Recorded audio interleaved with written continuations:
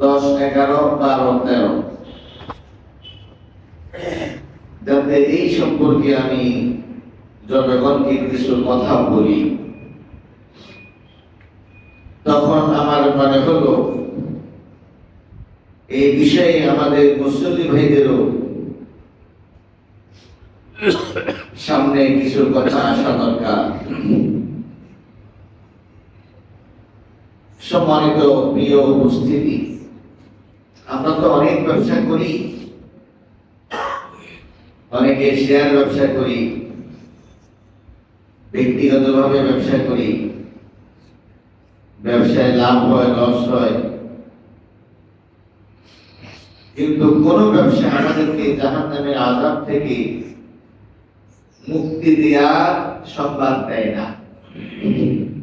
টাকা পয়সা কামানো যায়, বাড়ি গাড়ি করা যায়, শিল্পপতি হওয়া যায়, বড়লোক হওয়ার সুযোগ হয়, কিন্তু আযাবে আলীম, কঠিন আযাব থেকে মুক্তির সংবাদ কোন ব্যবসা আমাদেরকে দেয় না। কিন্তু আল্লাহ তাআলা বলতেছেন একটা ব্যবসার সন্ধান আমি তোমাদেরকে দিতে চাই, যেই ব্যবসাটা করলে পরে তোমাদেরকে পরকালে কঠিন আযাব থেকে আল্লাহ তাআলা নাজাত দান করবেন। আল্লাহ সম্বোধন করছেন ইয়া আইয়ুহাল্লাযীনা আমানু, ওহে বিশ্বাসীরা। পুরো মানব জাতিকে লক্ষ্য করা হয়নি, কারণ পুরো মানব জাতি এই সম্বোধনে সম্বোধিত নয়। এখানে স্পেশালি বিশ্বাসী সম্প্রদায়কে খেতাব করা হয়েছে। ওহে বিশ্বাসী সম্প্রদায়, হাল আদুল্লুকুম আলা তিজারাহ,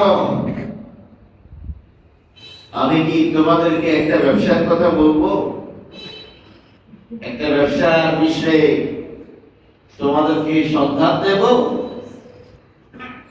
তুনজিকুম মিন আযাবিন আলীম, যে ব্যবসা তোমাদেরকে আযাবে আলীম থেকে, যন্ত্রণাদায়ক শাস্তি থেকে নাজাত দান করবে, মুক্তি দান করবে। ব্যবসা কেন বলা হলো?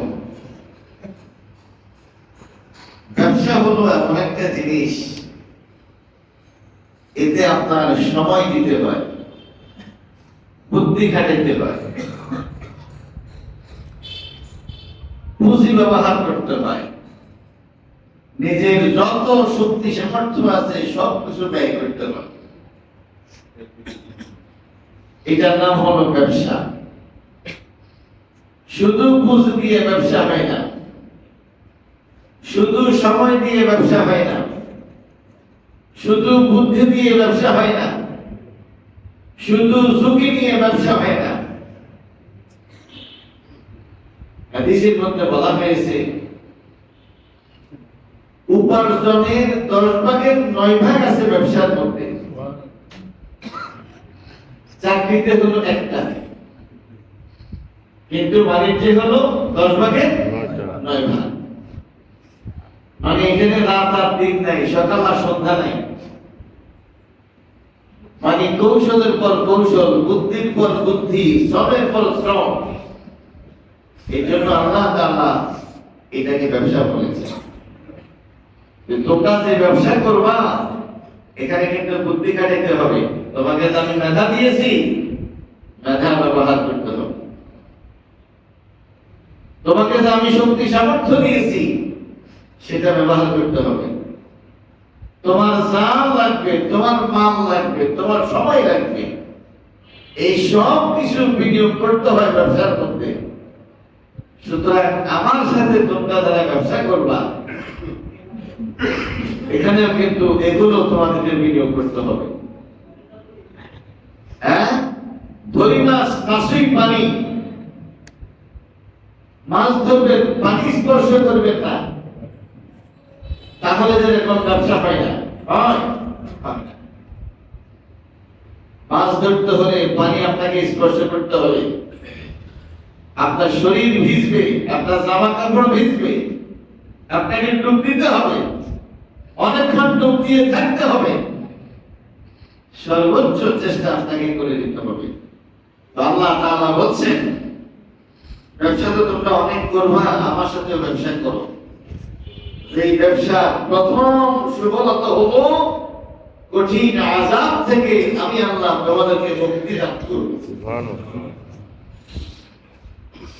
এই ব্যবসা বুঝি কি? তুমিনুনা বিল্লাহি ওয়া রাসূলিহি, এই ব্যবসার প্রথম পুঁজি হলো ঈমান। প্রথম পুঁজি কি? ঈমান। ঈমান। আল্লাহ এবং তার রাসূলের উপরে ঈমান। আল্লাহ এবং আল্লাহর রাসূলের উপরে কি করতে হবে? ঈমান করতে হবে। এটা হলো এই ব্যবসার প্রথম পুঁজি। দ্বিতীয় পুঁজি কি? ওয়াতুজাহিদুনা ফি সাবিলিল্লাহি বিআমওয়ালিকুম ওয়া আনফুসিকুম, জান এবং মাল দিয়ে আল্লাহর রাস্তায় জিহাদ করবে। তাহলে আল্লাহ আর আল্লাহর রাসূলের প্রতি ঈমান আর জান মাল দিয়ে আল্লাহর রাস্তায় জিহাদ, এটাকে বলা হয়েছে ব্যবসা। কি বলা হয়েছে? ব্যবসা বলা হয়েছে। এটা কেমন ব্যবসা?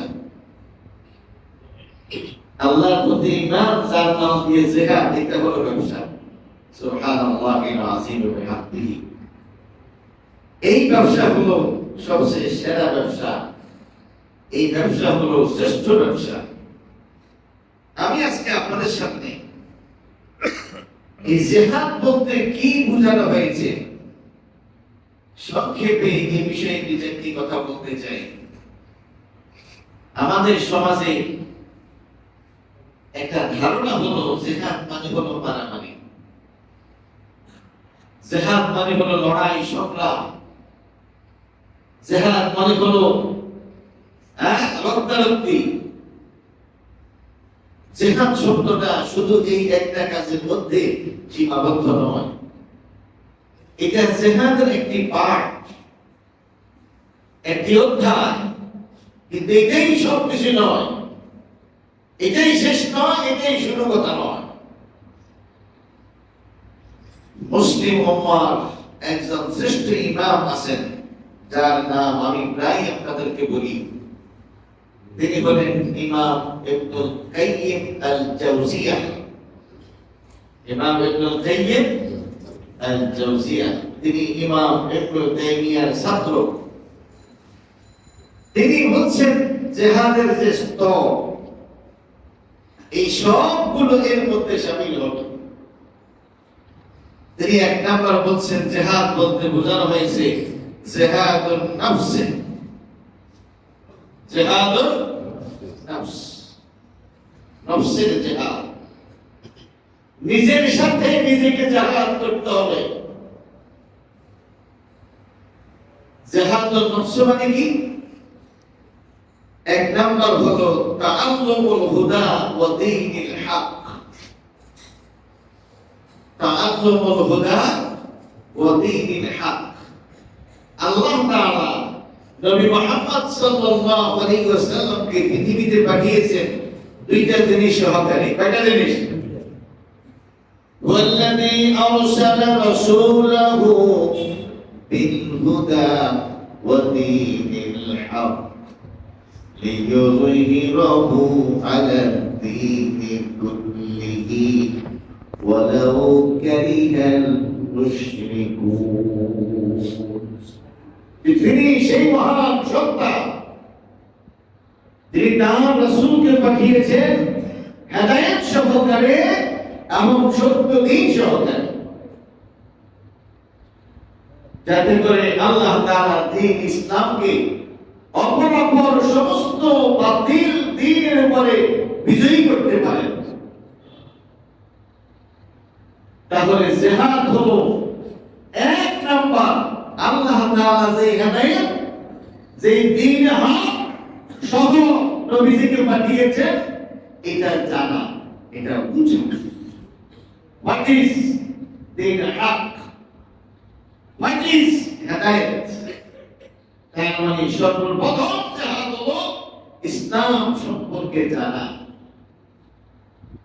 আল্লাহ তাআলা কোরআনুল কারীমের মধ্যে বলেছেন ফা'লাম আন্নাহু লা ইলাহা ইল্লাল্লাহ, জানো লা ইলাহা ইল্লাল্লাহ জিনিসটা কি। তাহলে একজন মুসলমান সে মূর্খ থাকতে পারে না, কারণ জিহাদ করা ফরজ। জিহাদ করা কি ফরজ। সেই জিহাদ মানে হোয়াট ইজ ইসলাম এটা জানা। হোয়াট ইজ ইসলাম এটা মারা গেছে আজকে শরীফ ওসমান বিন হাদি। আমি আজকে আস্তে আস্তে তার অনেকগুলো আলোচনা শুনলাম। তার মধ্যে একটা আলোচনা এটা যে তিনি কেন ইউনিভার্সিটিতে ভর্তি হয়েছেন। তার বাবা একজন মসজিদের ইমাম। তার বাবা কি একজন মসজিদের ইমাম। জুলাই যুদ্ধে অনেকের অনেক ত্রুটি প্রকাশ পেয়েছে। কেউ অর্থনৈতিক কেলেঙ্কারিতে জড়াই করছে, কেউ নারী কেলেঙ্কারিতে জড়াই করছে, কিন্তু ওসমান বিন হাদির এই জাতীয় কোনো বদনাম তার মধ্যে নেই। সে বলেছে 1927 সালে তাদের এলাকায় হিন্দু মুসলমানের একটা যুদ্ধ হয়েছে। সেই যুদ্ধটা কি আপনারা এটা নেটে শুনে নেবেন। আমি সংক্ষেপে বলছি যে মুসলমানদের মসজিদের সামনে দিয়া ওরা মিছিল করতে করতে তাদের মন্দিরের মধ্যে যায়। মুসলমানরা তাদেরকে বোঝানোর চেষ্টা করলো আপনারা আপনাদের ধর্ম পালন করবেন, সমস্যা নেই, আমরা আমাদের ধর্ম পালন করব, কোনো সমস্যা নেই। কিন্তু এটা তো আমাদের মসজিদ, এটার সামনে দিয়ে যদি আপনারা ঢোল তবলা বাজাইয়া যাইতে থাকেন তাহলে তো আমাদের ইবাদতে ক্ষতি হয়। অন্তত আমাদের সময় আপনারা এটা যদি বন্ধ রাখেন। উনি বলতেছেন যে একটা পর্যায়ে ওরা কোনোভাবেই এটা বন্ধ করবে না, বরং এটা তারা চালু রাখবে। তারা এটা কোনোভাবে প্রক্রিয়া তারা মেনে নিতে রাজি না। তখন একটা পর্যায়ে মুসলিমরা সিদ্ধান্ত নিয়েছে আজকে আমাদের মসজিদের সামনে দিয়ে তাদেরকে যাইতে আমরা বাধা প্রদান করব, আমরা যাইতে দেব না। এই সংবাদ পাইয়া পুরো অঞ্চলের হিন্দুরাও জড়ো হয়েছে, মুসলমানরাও জড়ো হয়েছে। আমার এই সংবাদ পাইয়া তৎকালীন ওসি যিনি হিন্দু এবং তিনি ইংরেজ, তিনিও পুলিশ বাহিনী লোকজন সহ উপস্থিত হলেন। একটা পর্যায়ে মুসলমানদের একজন বলছে মাথার উপরে কল্লা থাকতে, মানে দেহের উপরে মাথা থাকতে আমরা তাদেরকে এখান থেকে যেতে দেব না। বলছে কিটা এক মুসলমান বলছে যে আমাদের যতক্ষণ শরীরে জান আছে, রক্ত আছে, ততক্ষণ আমরা তাদেরকে এখান থেকে যাইতে দেব না। মানে এটাকে বুঝেছে যতক্ষণ দেহের উপরে মাথা আছে ততক্ষণ। এখন এক হিন্দু ওই হিন্দু প্রশাসনকে বুঝেছে যে এরা আমাদের কথা ফলাই দিব, এটা বলছে। সাথে সাথে সে শুট করার আদেশ করছে এবং ইনস্ট্যান্ট সেখানে 15 জন মুসলমান শাহাদাত বরণ করেছে। ওসমান হাদি বলতেছে আমার বাবা সহ অনেক মুসলমানের হৃদয়ে ব্যক্ত করো যে আমাদের বুদ্ধিহীনতার কারণে, আমাদের বোকামির কারণে, ইংরেজের সাথে কথা বলে আমাদের কথা বুঝাইতে না পারার কারণে এত বড় মুসলমানদের ক্ষতি হলো। তুই এই শর্তে ইউনিভার্সিটিতে পড়াশোনা করবি। শর্ত কি? তুই ভালো করে ইংরেজি জানবি, যে ইংরেজি জানার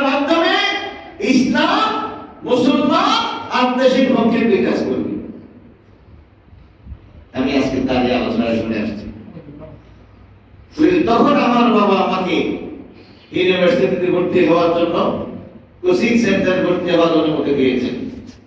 কারণ আমার এক ভাই আলেম, উনি একটা কামেল মাদ্রাসার প্রিন্সিপাল এবং একজন মসজিদের খতিব।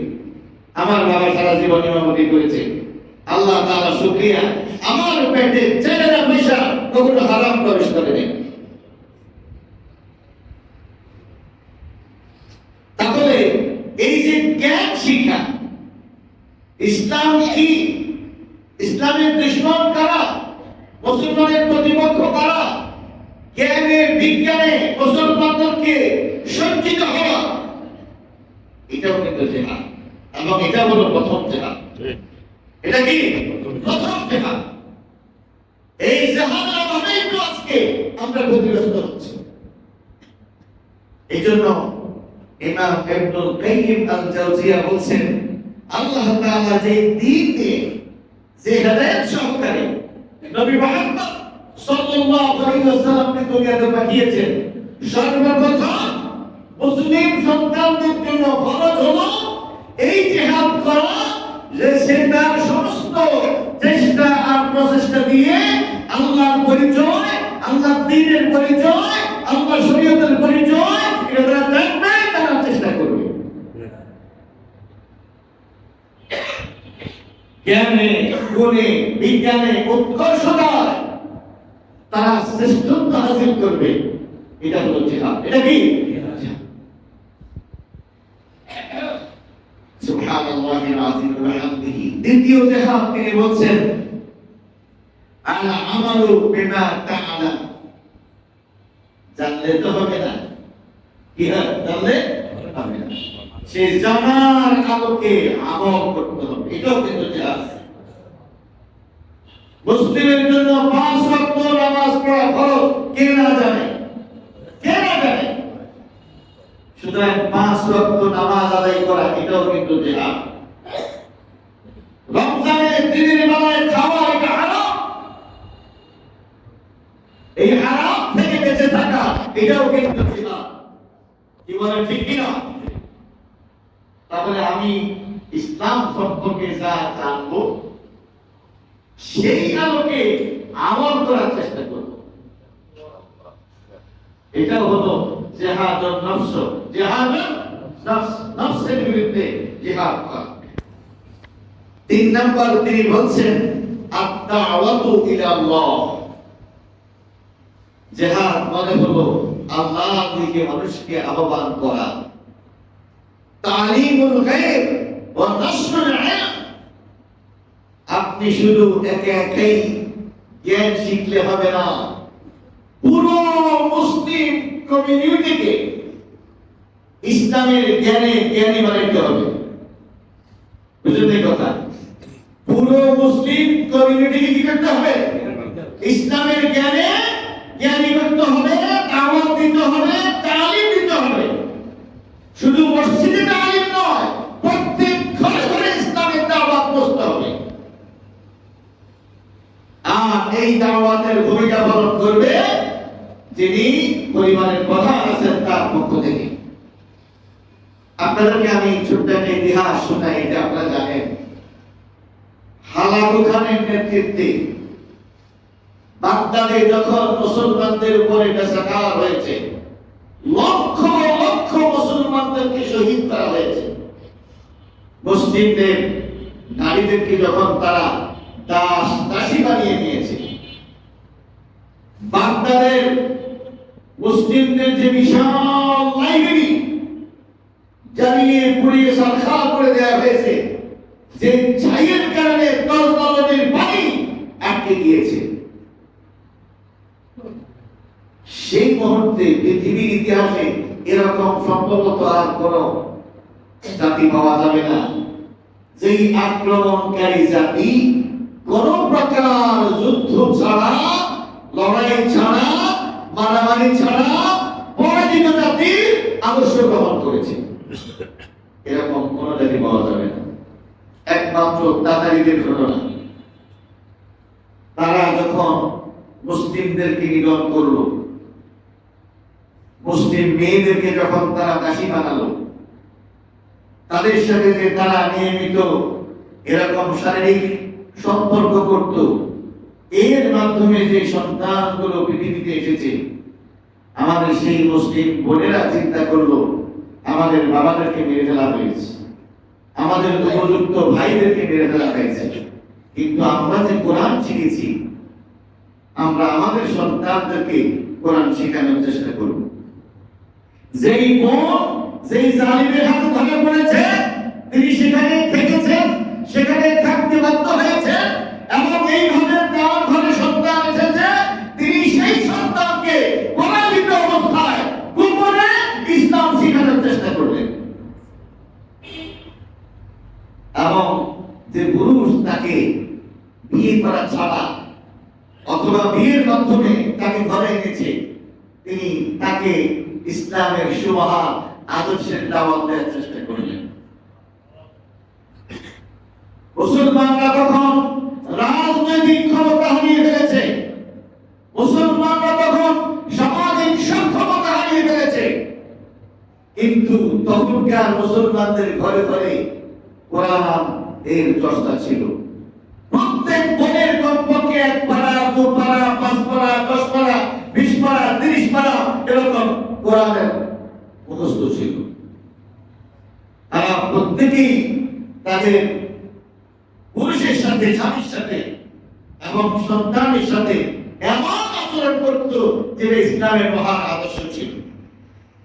এবং তারা তাদের সন্তানদেরকে এরকম কোরআন শিখিয়েছে, ইসলাম শিখিয়েছে।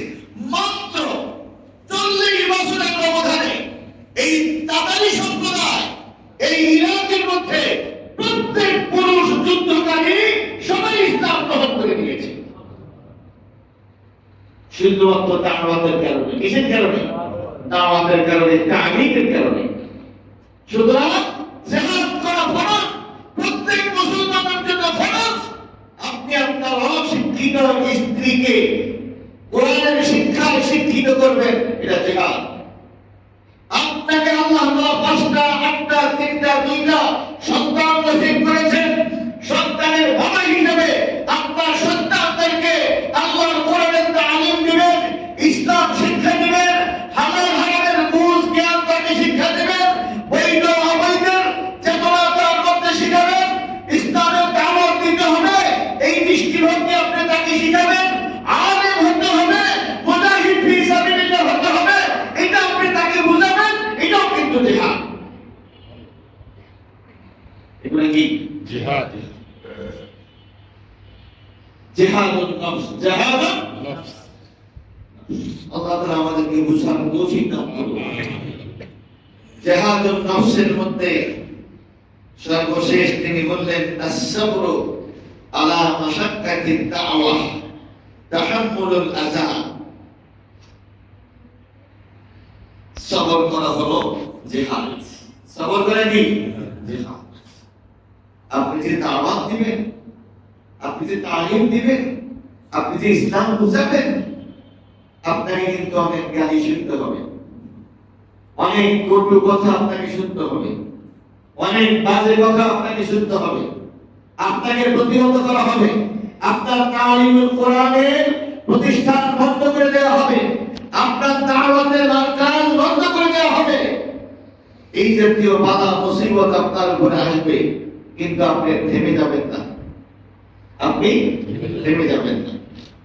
একটা রাস্তা বন্ধ হলে 1000 রাস্তা আপনি ওপেন করবেন।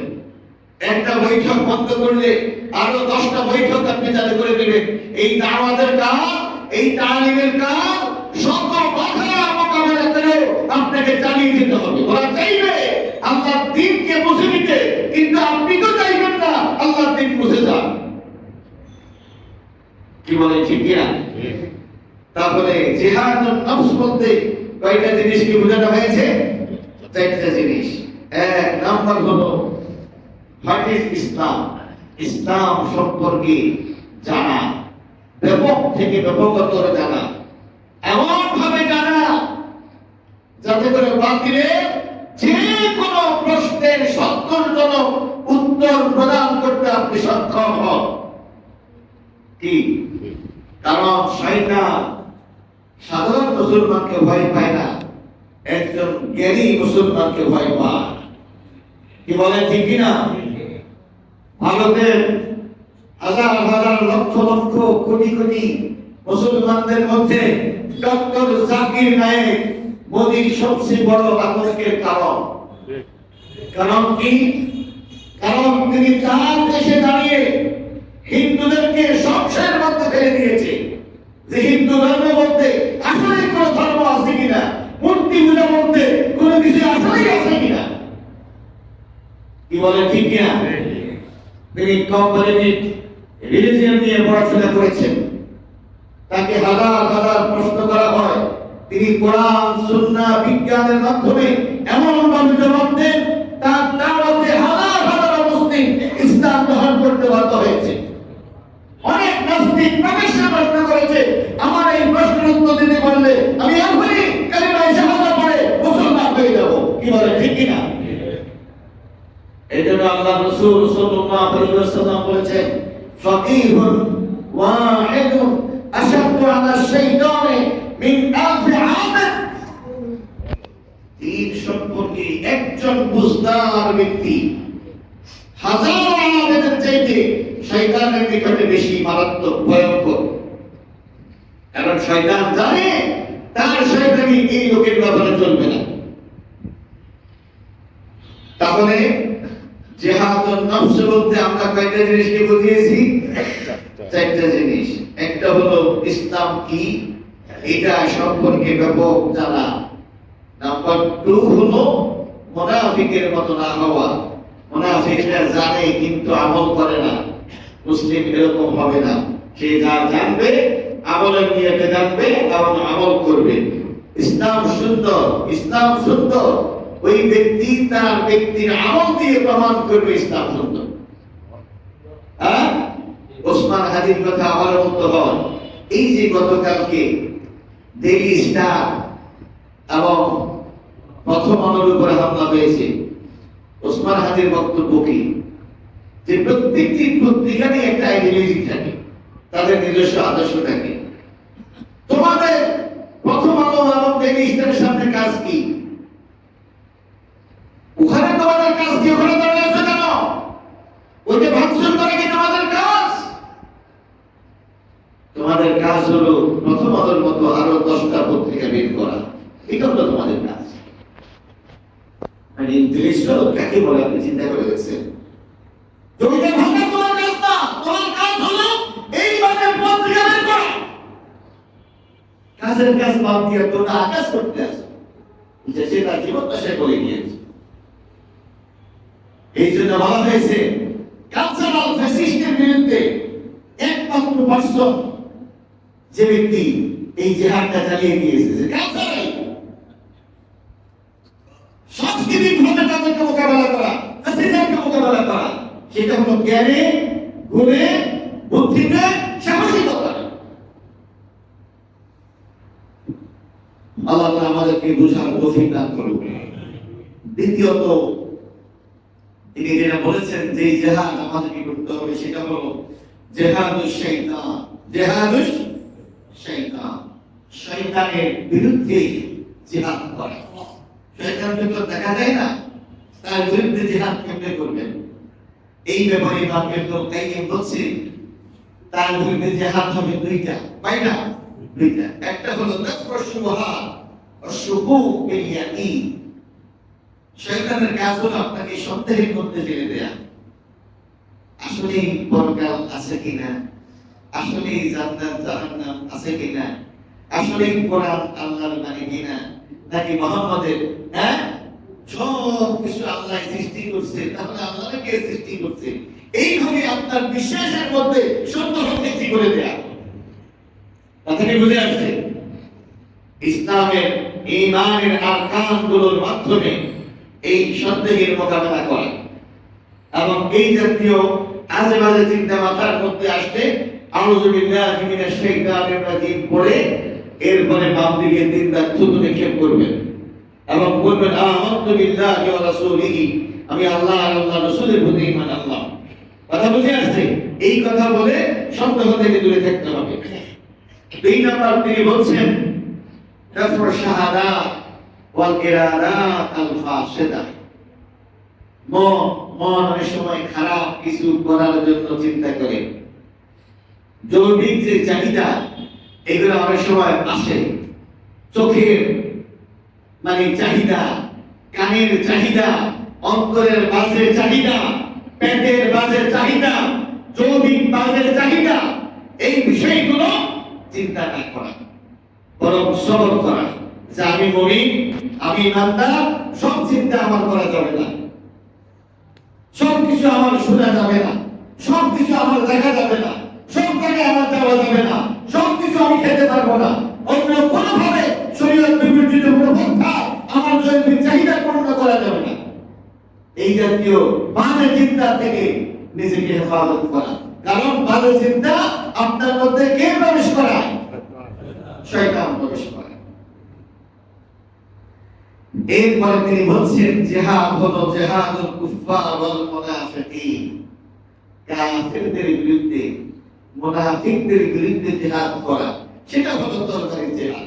যখন প্রয়োজন হয় তখন আমরা করব, কিন্তু এর আগে আমাদেরকে যে নৈতিকভাবে, জ্ঞানগতভাবে, আদর্শগতভাবে, পরিশুদ্ধতার দিক থেকে জিহাদে অবতীর্ণ হয়ে নিজেদেরকে যোগ্য মুসলিম হিসেবে তৈরি করতে হবে। সম্মানিত ভাইরা আমার, আসুন মহান রব্বুল আলামিন আমাদের সবাইকে তার দ্বীনের পথে শ্রেষ্ঠ মুজাহিদ হওয়ার তৌফিক দান করুন। ইমাম আবু হানিফা রাহমাতুল্লাহি আলাইহি শ্রেষ্ঠ একজন মুজাহিদ ছিলেন। ইমাম বুখারী তিনি একজন শ্রেষ্ঠ মুজাহিদ ছিলেন, কারণ তাদের পিছনের কারণে, তাদের দাওয়াতের কারণে, তাদের তালিমের কারণে হাজার হাজার লক্ষ লক্ষ মানুষ তাদের অন্তর্গত থেকে তারা কিন্তু রেহাই পেয়েছে। আমাদের প্রত্যেককে মুজাহিদ হওয়ার চেষ্টা করতে হবে। আমরা প্রত্যেকে ইসলাম শিখব, ইসলাম সম্পর্কে যে কোনো প্রশ্নের সন্তোষজনক জবাব আমাদেরকে জানতে হবে। আমাদের স্ত্রী এবং সন্তানদেরকে ইসলামের শিক্ষায় শিক্ষিত করতে হবে।